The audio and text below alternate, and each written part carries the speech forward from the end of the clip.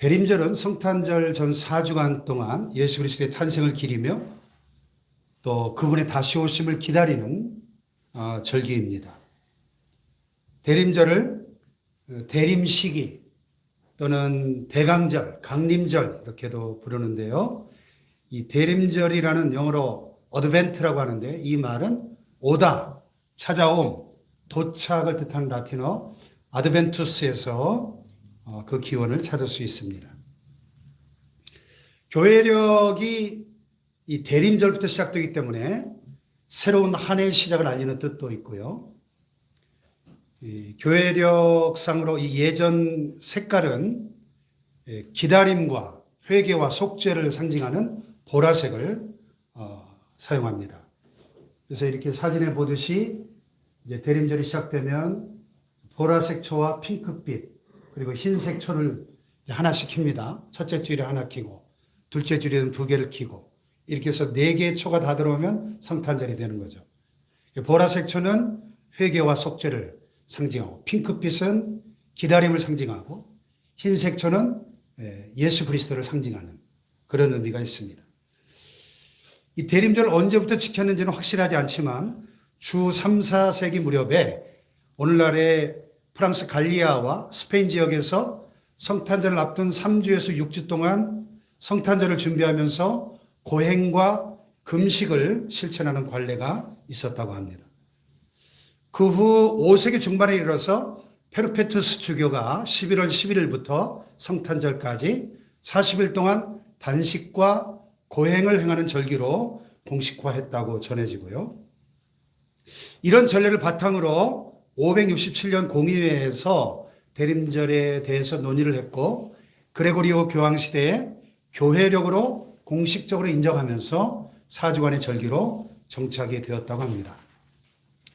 이 대림절 초기에는 예수님의 재림을 희망과 기쁨 속에서 기다리는 그런 기간으로 보냈었는데 교회사의 암흑기라고 불리우는 1000년 중세 시대에는 이 주님의 재림이 심판의 날이 될 것으로 생각해서 공포와 속죄를 위한 절기로 간주되기도 했습니다.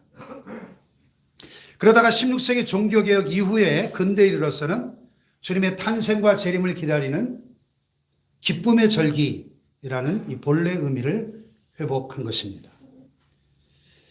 그러므로 우리는 이 대림절 기간 동안에 예수님의 탄생과 재림에 초점을 맞추어서 성경을 읽고 기도하면서 묵상하여야 합니다. 그래서 오늘은 탄생에 초점을 맞춰서 예수님이 오신 이유 이런 제목으로 말씀을 전하고 다음 주에는 재림에 초점을 맞춰서 다시 오실 그분 이런 제목으로 말씀을 전하려고 합니다. 여러분, 왜 예수님은 하늘 보좌를 버리시고 이 땅에 오셨을까요? 미국 시애틀에 사시는 어느 장로님께서 2018년 성탄절에 내가 온 것은 이런 제목의 시를 쓰셨습니다. 내가 온 것은 기쁨을 받으러 온 것이 아니요 기쁨을 주러 온 것이라. 내가 온 것은 죄를 물으러 온 것이 아니요 죄를 씻어주러 온 것이라. 내가 온 것은 존경을 받으러 온 것이 아니요 너희로 존귀케 하려 함이라. 내가 온 것은 찬양을 받으러 옴이 아니요 너희로 찬송케 하려 함이니라. 내가 온 것은 사랑을 받으러 온 것이 아니요 너희가 서로 사랑하게 하려 함이라. 내가 온 것은 심판하러 온 것이 아니요 너희에게 평강을 주러 온 것이라. 내가 온 것은 너희로 죽게 하려 함이 아니요 너희를 위해 죽으러 왔노라. 아멘. 이민교회 목회자의 아들로 태어나 일평생을 믿음으로 사신 이 장로님은 장로님답게 예수님이 왜 이 땅에 오셨는지를 시로서 아주 잘 표현하셨다고 생각합니다. 이렇게 시나 글로서 예수님이 이 땅에 오신 이유를 소개하는 분들도 계시지만은 성경에 보면 예수님 자신이 직접 스스로 내가 온 것은 인자가 온 것은 하시면서 예수님이 오신 이유를 많이 기록에 남기셨습니다. 대표적인 구절을 몇 개만 살펴보면 마태복음 5장 17절에 내가 율법이나 선지자를 폐하러 온 줄로 생각지 말라. 폐하러 온 것이 아니요 완전하게 하려 함이라 그랬습니다. 아멘. 마가복음 1장 38절에 우리가 다른 가까운 마을들로 가자 거기서도 전도하리니 내가 이를 위하여 왔노라 그랬습니다. 마가복음 10장 45절에 인자가 온 것은 섬김을 받으려 함이 아니요 도리어 섬기려 하고 자기 목숨을 많은 사람의 대속물로 주려 함이니라 그랬습니다. 아멘. 누가복음 5장 32절에 내가 의인을 부르러 온 것이 아니요 죄인을 불러 회개하려고 왔노라. 누가복음 19장 10절에 인자가 온 것은 잃어버린 자를 찾아 구원하려 함이니라. 아멘. 또 요한복음 10장 10절에 내가 온 것은 양으로 생명을 얻게 하고 더 풍성히 얻게 하려는 것이니라. 아멘 합시다. 이와 같이 예수님은 자신이 세상에 오신 목적을 분명히 아셨고 그 목적을 이루기 위해서 최선을 다해 사역하셨습니다. 그러기에 3년 반 만에 그 목적을 다 이루시고 십자가 위에서 마지막으로 테텔레스타이 헬라어로 다 이루었다 외치시며 구원을 완성하신 줄로 믿습니다. 할렐루야. 문제는 당시 많은 사람들이 이 예수님이 세상에 오신 이유를 몰랐다는 데 있습니다. 심지어는 예수님을 믿는다고 하는 사람들 가운데도 왜 예수님이 오셨는지를 모르는 사람들이 많이 있었다는 것입니다. 그래서 성경을 기록한 저자들은 예수님이 오신 이 목적을 기록으로 남겨서 사람들이 예수님이 오신 목적을 분명히 알기를 원했습니다. 오늘 우리가 살펴볼 이 본문 말씀도 예수님이 오신 이유에 대해서 말씀하고 있는 본문입니다. 이 히브리서는 글자 그대로 히브리인들에게 보낸 편지입니다. 정확히 말하면 유대교를 믿던 자들 중에 기독교로 개종한 유대인 크리스찬들에게 보낸 편지였습니다. 저자는 정확하게 알려져 있지 않는데요. 이 문장의 필체나 내용으로 볼 때 바울 또는 바나바, 아볼로 등이 저자의 후보로 올라 있을 뿐입니다. 저자가 이 편지를 기록한 주 60년대 후반은 미친 황제 그 네로의 박해가 아주 절정에 달해 있던 그런 때였어요. 그래서 기독교로 개종한 유대인들, 개종한 히브리인들의 신앙이 극심하게 흔들리던 위기의 때였습니다.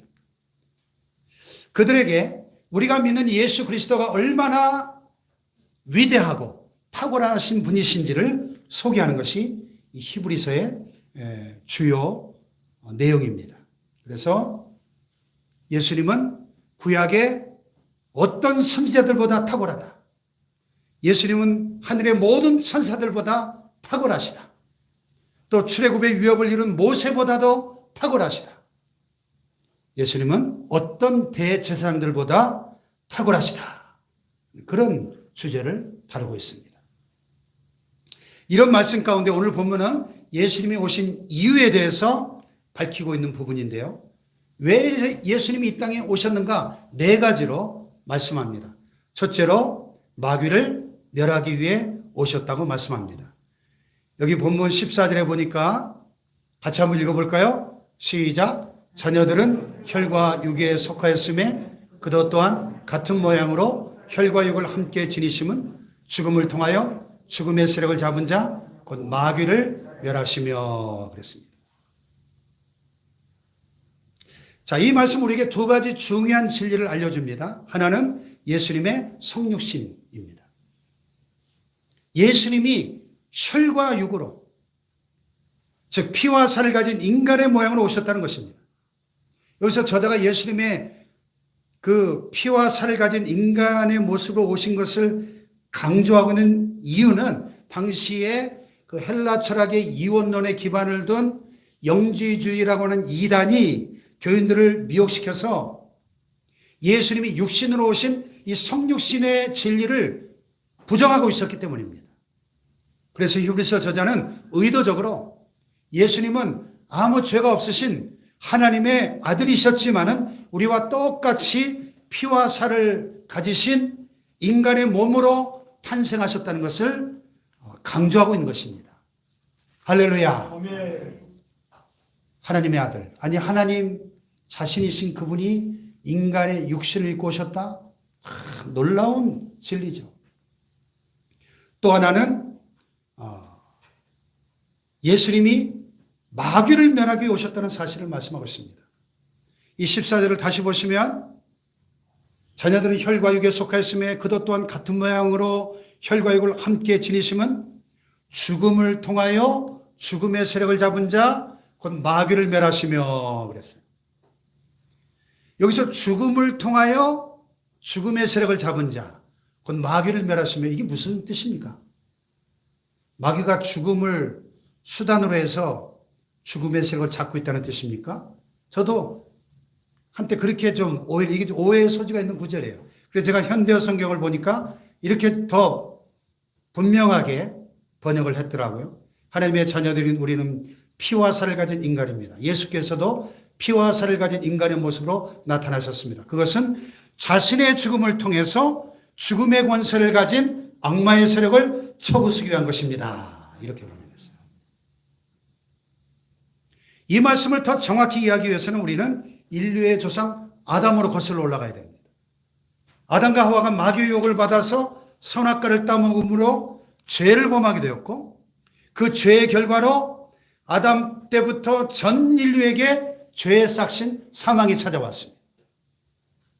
그때로부터 마귀는 이 사망의 권세, 공중의 권세를 잡고 죄 지은 인간들을 종으로 사로잡아서 하나님께 참소하게 되었습니다. 바로 이것 때문에 예수님이 인간으로 오신 것입니다. 죄와 사망의 권세를 잡고 있는 마귀를 멸하려고 오신 것입니다. 할렐루야. 예수님은 우리와 똑같은 육신을 입고 오셨지만 죄가 하나도 없으셨습니다. 죄 없으신 예수님은 사망이라고 하는 죄의 값을 치르실 이유가 전혀 없으셨지만 온 인류의 죄를 대신하시기 위해서 십자가에 죽으셨습니다. 할렐루야. 그리고 사흘 만에 다시 부활하심으로써 그가 하나님이심을 입증하신 것입니다. 아멘. 그러므로 예수님의 죽으심은 곧 죽음의 권세, 공중 권세를 잡은 마귀를 멸하신 결과를 가져온 거예요. 오늘 여기 14절에 마귀를 멸하시며 라는 표현은 더 정확히 번역을 하면 마귀의 힘을 무력화시키셨다 그런 뜻입니다. 다 같이 마귀를 멸하시며 마귀를 멸하시며 골로새서 2장 13절 이하 이것이 더 분명하게 계시됐는데요. 같이 한번 읽어볼까요? 시작. 또 범죄와 육체의 무할례로 죽었던 너희를 하나님이 그와 함께 살리시고 우리의 모든 죄를 사하시고 우리를 거스르고 불리하게 하는 법조문으로 쓴 증서를 지우시고 제하여 버리사 십자가에 못 박으시고 통치자들과 권세들을 무력화하여 드러내어 구경거리로 삼으시고 십자가로 그들을 이기셨느니라. 아멘. 십자가에 못 박으시고 통치자들과 권세들을 무력화하여 드러내셨다. 마귀의 무장을 해제버렸다는 것입니다. 마치 1945년 8월에 미국이 히로시마와 나가사키에 원자폭탄을 투하함으로써 일본 제국이 무조건 항복을 선언하고 그래서 36년간 일제의 억압 아래에 있던 우리 대한민국이 해방을 누린 것처럼 일본군이 무장 해제될 수밖에 없었던 것처럼 십자가는 패배가 아니라 하나님의 위대한 승리였다는 것입니다. 아멘. 할렐루야. 아멘. 십자가로 그들을 이기셨느니라. 아멘. 아멘. 이것은 창세기 3장 15절에 가장 오래된 복음, 프로토 에반겔리움, 원시 복음을 예수님이 성취하신 것입니다. 내가 너로 여자와 원수가 되게 하고 내 후손도 여자의 후손과 원수가 되게 하리니 여자의 후손 즉 예수님은 내 머리를 상하게 할 것이요 너는 그의 발꿈치를 상하게 할 것이니라. 아멘. 여자의 후손으로 오신 예수 그리스도께서 뱀의 머리를, 사탄을 박살을 내신 겁니다. 할렐루야. 그러므로 우리가 분명히 알아야 될 것은 지금도 마귀는 자기의 때가 얼마 남지 않은 것을 알고 할 수만 있으면 택한 백성이라도 어찌하든지 미혹해서 넘어뜨리려고 하지만 이미 마귀는 십자가 위에서 예수님과의 대결에서 참패했다는 사실을 알아야 됩니다. 할렐루야. 마귀는 패잔병인 것입니다. 그러므로 패잔병 마귀를 보고 무서워하거나 겁낼 것이 아니라 내가 예수 그리스도의 이름으로 명하노니 마귀를 향해서 떠나가라 외쳐야 되는 겁니다. 아멘. 마귀를 대적할 때 야고보서 4장 7절의 말씀처럼 마귀를 대적하라 그리하면 너희를 피하리라. 꼬리를 내리고 두려워 떨며 도망갈 줄로 믿습니다. 아멘. 할렐루야. 아멘. 믿는 자들에게 이런 표적이 따르니 그들이 내 이름으로 귀신을 쫓아내며 새방언을 말하며 뱀을 집으며 무슨 독을 마실지라도 해를 받지 아니하며 병든 자들에게 손을 얹은 즉 나으리라. 주님이 약속하셨습니다. 아멘. 두 번째로 예수님이 오신 이유는 죽음에서 해방하시기 위한 것입니다. 15절 같이 한번 읽어봅시다. 시작. 또 죽기를 무서워함으로 한평생 매여 종노릇하는 모든 자들을 놓아주려 하심이니. 예수님께서 십자가에서 죽으심으로 우리가 얻은 놀라운 또 하나의 결과는 죽음에서 해방되었다는 사실입니다. 할렐루야. 아멘. 동서고금을 막론하고 죽음을 두려워하지 않는 사람은 아무도 없었습니다. 죽음 앞에는 장사가 없었습니다. 죽음이 두렵기 때문에 건강하게 오래오래 살고 싶어하는 것은 모든 인간의 공통된 소망이죠. 그 꿈을 이루기 위해서 자동차 보험부터 시작해서 각종 암보험을 들고 좋은 집에서 값비싼 차를 타고 부지런히 운동하고 땀 흘리고 몸에 좋다는 음식과 약을 열심히 먹습니다.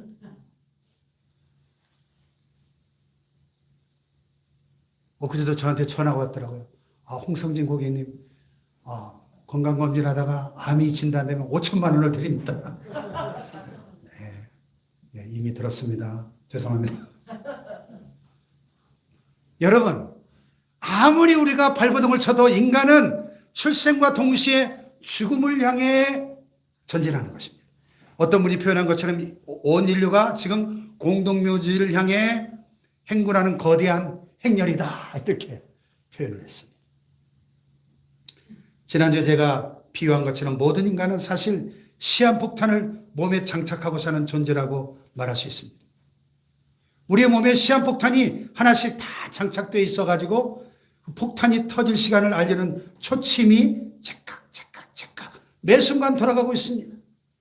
우리가 의식할 때나 잠잘 때나 이 초침은 쉼 없이 돌아갑니다. 그렇게 돌아가다 예정된 시간이 딱 되면 뻥 하고 터지게 되고 그러면 이 땅에서 우리의 삶은 끝나는 것입니다. 제 비유가 너무 리얼했나요? 문제는 그 시한폭탄이 터지는 그날 그 죽음의 고통이 너무 심하다는 것입니다. 더욱 두려운 것은 그 죽음 이후에 무엇이 기다리고 있는지를 알 수 없다는 것입니다. 그래서 많은 사람들이 죽음을 무서워하고 죽음 이야기만 하면 벌벌 떱니다. 이 인류 최대의 문제인 죽음의 문제를 그냥 두고 볼 수 없기 때문에 예수님이 오셨고 우리를 대신하여 죽으심으로써 죽음에서 해방시켜 주신 것입니다. 아멘. 할렐루야. 아멘. 예수를 믿는 성도의 죽음을 성경은 잔다 이렇게 표현합니다. 그래서 안식교 같은 이단에서는 이걸 문자 그대로 해석해가지고 영혼 수면설을 주장하는 거예요. 우리가 죽으면 우리 영혼이 잔다는 거예요. 하지만 부자와 나사로의 이야기에서 예수님 분명히 말씀하신 것처럼 사람은 죽음 이후에도 즉시 구원받은 영혼은 천사들에게 받들려 낙원으로, 구원받지 못한 영혼은 음부로 떨어진다고 생생한 의식을 가지고 뚜렷하게 이 땅에 있을 때보다 더 분명한 의식을 가지고 있다고 성경은 말씀합니다.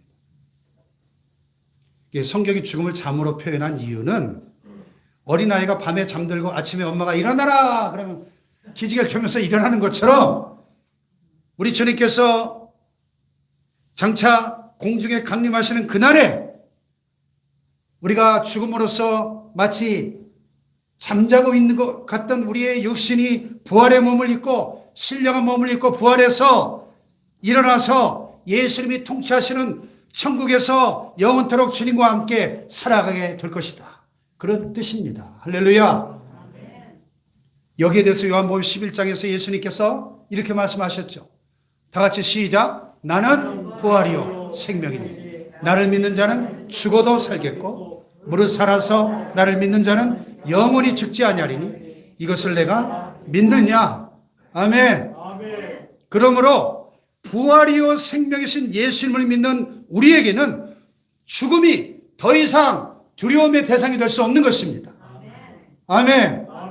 죽음 앞에 겁을 내는 자여 주 예수 앞에 발에어라 하늘나라 바라보는 자여 주 예수께 아뢰라. 할렐루야. 여러분 죽음을 두려워하지 마시길 바랍니다. 예수님이 오셔서 우리를 대신하여 죽으심으로써 우리를 죽음에서 해방시켜 주셨음을 분명히 믿으시기를 축원합니다.